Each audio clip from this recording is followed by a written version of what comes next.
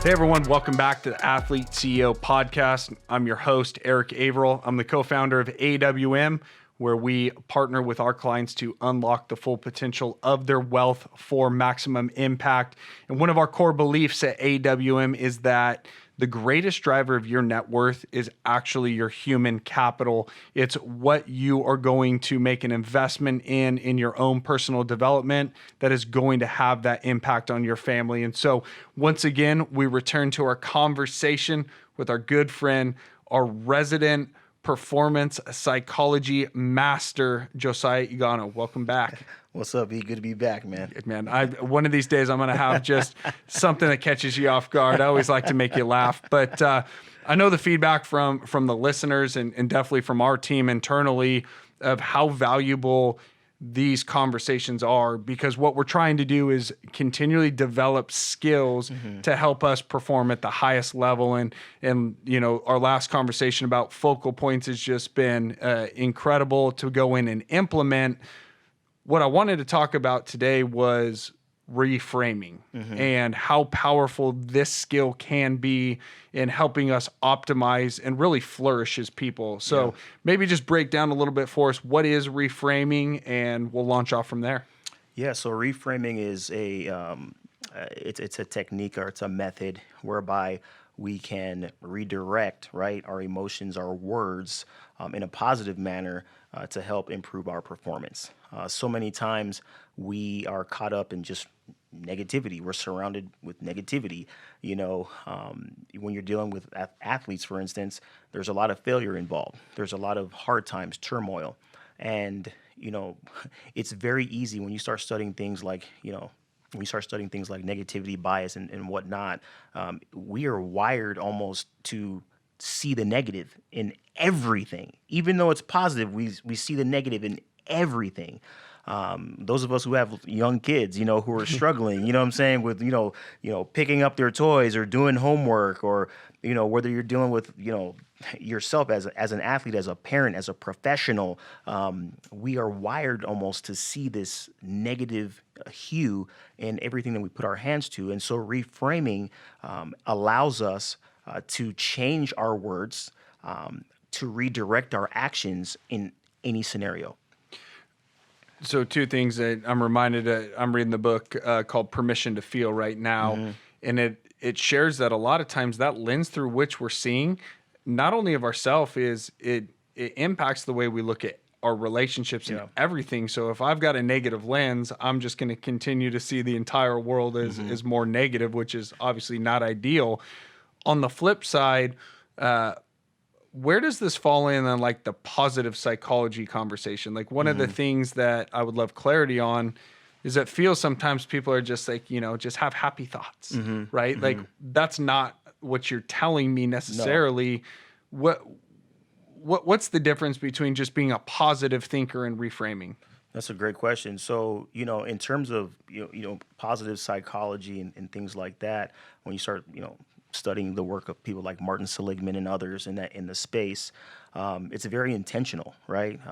And it's ironic because, yeah, it's intentional. However, we're human beings and bad things happen to us. You know what I'm saying? Like bad things happen all the time, or unfortunate things, or things that we didn't plan for.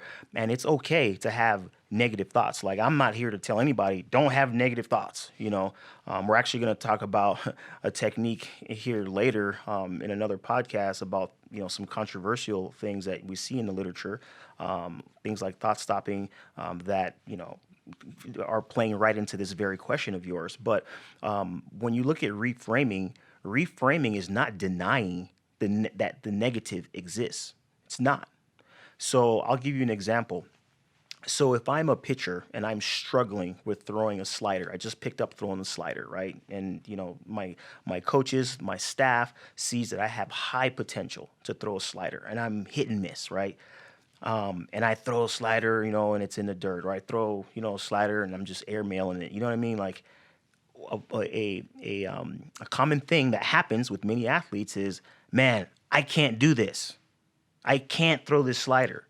I can't get it to, you know what I mean? I can't. So reframing would say, hey, I'm not denying that, I'm having a problem. So I might ask the player, when you're throwing your slider and it's money, what do you do? Oh man, I have great extension. Whatever the case may be, right? Okay, so instead of saying I can throw a slider, you say I can do X when I do Y.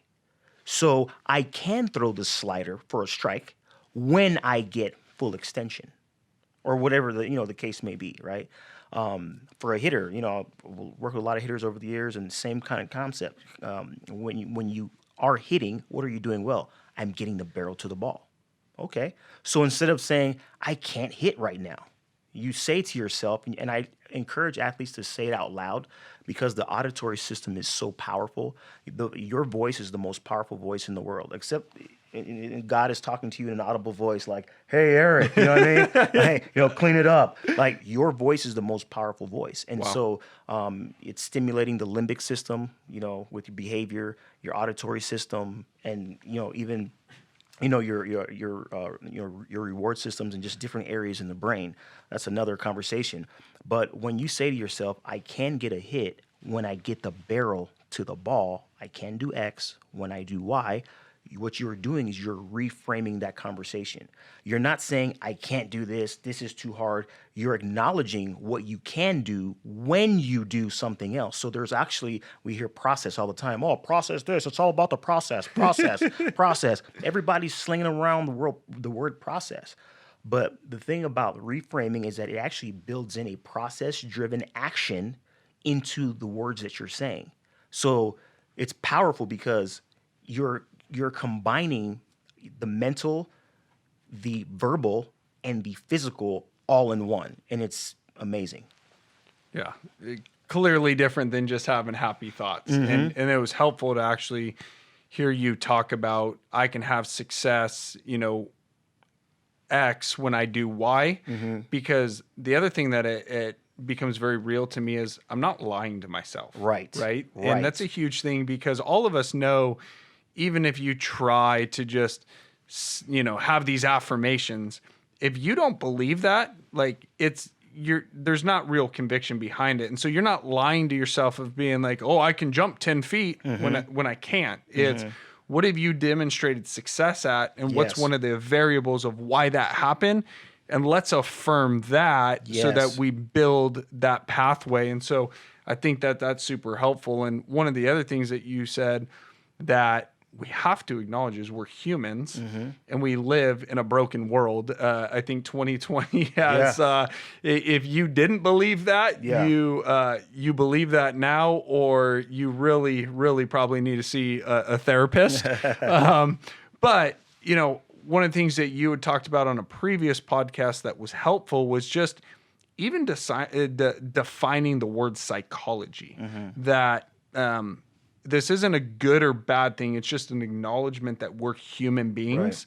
Right. And so I'd love for you just to redefine that for our audience of what psychology is and why we believe so much in building skills as opposed to just only reacting when bad things happen. Absolutely. When you look at psychology, it's the study of the mind, right? It's a study of human behavior. And for me, I want to take it a step further and say, hey, listen, when you redefine it, I would say that psychology is understanding why certain people do certain things in certain situations, right? Why does the first round draft pick get to the big leagues, get to the NFL, and is a bust? Why does that happen so many times? That happens so many times, right? Yeah. There's even research now that correlates the higher draft picks with lower performance. Not in all cases, but in many cases, it's crazy. And why does, John Doe from Nowhere, America, right, come and absolutely destroy it and just kill it on a major stage? Like, why does that happen? You know what I'm saying? So psychology allows us to see why people do certain things in certain situations. At least it tries to attempts to, and that's the interesting thing about this domain, this field. Yeah, one of the other things that I'm processing as you're talking about is also the recipe for success is not always looking at what other people's successful outcomes are and trying to replicate that, because that's their own unique story. It's their own unique path. You're your own complex human. Yes. That you've got to do the work to understand what is the context and the frame and the lens that I currently have. It's one of our first conversations with our clients around money is, hey, before I start to give you the solutions, the roadmap of this is what the ultra wealthy do, is let's just have a conversation how you currently think about money. Because you have a money map. You have a blueprint that was adopted primarily just from the way that you were raised in the environment that you lived in. And a lot of times our best work can do is just bringing clarity to that. And so I would love to hear your thoughts on that of just evaluating what your current frame is that needs to be reframed, and what are some tactics, some takeaways that our audience can hear that they can start to work on this process. Yeah, I would, it's a great question. And I think one of the very first things that I would do is I would try to, drum up as much self-awareness as I possibly could. So I would sit down and say, hey, as it relates to my vocabulary, because this is all centering around vocabulary, which is a direct reflection of mindset, and say, as it relates to my vocabulary, my lexicon, my daily talk to myself, what does it look like? Am I generally a negative person? Am I a positive person? Am I an optimistic person? What does that look like? And then I would, take a hard look in terms of, people I, trust, and that people that know me and have my best interests in mind, and ask them the same question. And I think that when you do that, from your small inner circle, and you put on you put on paper your thoughts in terms of where you are, in terms of reframing and how it is that you talk to yourself and how you view the world, I think that you'll be pleasantly surprised, or things will be confirmed that, yeah, this is you. Whether that's good, bad, or indifferent, like, this is you. And I think from there, once you assess where you are, you can make the changes. Because face it, some people don't want to change. Some people are happy with where they are at, Yeah. and some people want to get better. So everything, and you'll hear me say this a lot, everything boils down to self-awareness, man. Once you become self-aware, at that point, that is when change can happen, because you know that now that the problem exists. We have a saying around here that says, own your wealth, right? We're big on ownership, which means the buck stops with me. So I legitimately own this company along with my two partners, but it's this extreme ownership, Jocko Willing, that I think of self-awareness. You have to make the decision that I'm willing to start at the first point of accepting responsibility to do the hard work of flipping the mirror on myself and saying, I may love what I see, I may not like what I see. And the reality, it's probably on a prism, right? It's on a spectrum of doing that hard work of the self-awareness, because to your point, one of the side effects that's actually been insightful of COVID with all these Zoom meetings is they're recorded a lot. You go back and you watch them and you go, man, I didn't understand that was my vocabulary. I didn't understand how I came off. And one of the things that has been helpful for me, thinking through whether it's me as the owner of a company, whether it's me as an investor or an advisor for our clients, or a father or a husband or a friend or a parent, is asking the questions, what's the energy I want to bring to that room or the relationship? And what's the way that I want to make the other person feel? Yeah. And I can't accomplish those things if I don't have self-awareness of how I'm coming off. And so I think that reverts back to your previous conversations, clarity. Yep. Like, who do I actually want to become? Who do I want to be? How do I want other people not to perceive me so that I can have some facade or to attain approval, but to genuinely have healthy relationships? How do I do that? And so it's super helpful to hear that. And one last thing I want to park on is, can you talk about, it's okay if you get a little nerdy here, but like, legitimately, is our voice really that powerful? Like, is there something happening in the brain that these affirmations, these verbal conversations that we should be having with ourselves? I mean, you see a lot of that stuff is waking up, and it's a cool Instagram post when you see dad doing it with little daughter who stands up on the mirror and says, like, I am beautiful, I am worthy, I am valued. Like, like, what's the science behind that? Yeah, I mean, great question. I mean, words have tremendous impact. Um, we equate a lot of who we are with words that were said to us as children. You know, when it's your voice that's speaking, I believe that it's very powerful because you're talking about integrated systems. When you're speaking of something like the limbic system, which is important when it comes to understanding behavior. You know, your frontal lobe, your amygdala, you know, your temporal lobe, all these areas that are structures whereby we are. Not only is it giving us awareness to the outside world, but also within ourselves as well. When you start looking at, for instance, you know, performance or how people are right now, they're, you know, as opposed to, well, let me back up. I'll say it like this. When you look at an individual and you see their performance, you see how they live. It's like seeing an apple or a fruit on a tree, right? And when you see an apple or a piece of fruit hanging on a tree, that is not telling the full story. Right. The full story is the root system. Right. Right? So what is the root system? The root system can be things like beliefs. It can be things like memories, reactions, actions. It can be, you know, words. It can be memories. These things all feed into the trunk of that tree, right? But the thing about it, Eric, is that there's even a root system beneath that, right? There's a root system even beneath that. Modeling, right? What are the things that we saw modeled for us as kids? How did our grandparents, our uncles, our aunts, our mothers, our fathers, how did they respond to certain things, right?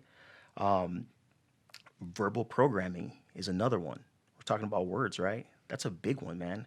Verbal programming, right? What did my mom always say about this situation?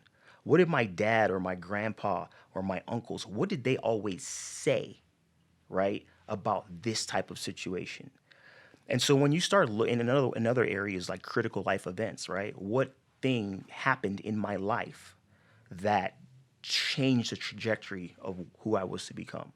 When you start looking at those three things feed the main root system, which is, you know, your actions or your reactions, your beliefs, your political stances, what your social values, your morals, and then we finally get to that apple on the tree, right? Yeah. And so you ask me about the science behind all of this, and I would say that we could break it down even further to those things that we believe, we ultimately end up saying them. Wow. Out of the abundance of the heart, the mouth speaks. So those things that we believe, you know, as kids, as juveniles, as young adults, as adults, we end up saying them. And so if you want to change that, not only do we have to go back into the root system, but we have to dig even deeper than that. And you'll find those three areas: the verbal programming, the critical life events, and the modeling that we saw as kids, as youth, right?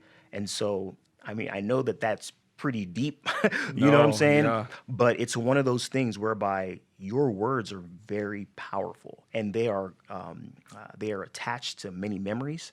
And if we can get that right, or if we can go back and, you know, rewire and change and challenge some of those ideas and see if they're actually helping us, man, it is going to set the stage for higher levels of performance and self-awareness. Yeah, I love it. I mean, hearing that fruit analogy, that's really the current frame that we have. And I think two things that I have huge takeaways from is it's doing the hard work of the self-awareness.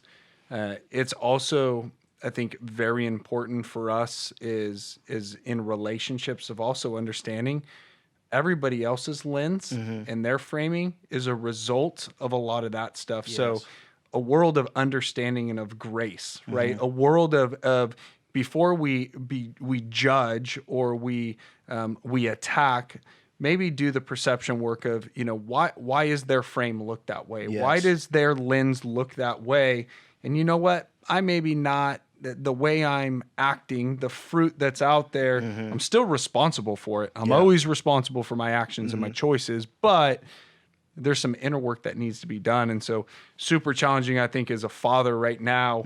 I mean, this is really what I'm talking about with one of my coaches is, hey, there was something modeled in your younger life that made you just realize, like, hey, you guys, you don't really deal with emotion. You just put it to the back burner, you pull up your bootstraps, and we move forward. We get stuff done. I don't want my daughter to just get stuff done, so I think that was a prime example. And so for the listeners, I'm excited to announce, as always, Josiah's included some incredible resources that you can start this work today. If you head over to athleteceo.com, completely free, just some resources that Josiah really thinks that everybody should have in their hands to be able to do the hard work, to start to talk about what reframing is and self-awareness. And so we love having these conversations. We'd also love to hear from you. If there's something you would love for us to cover, let us know. And until next time, stay humble, stay hungry, and always be a pro.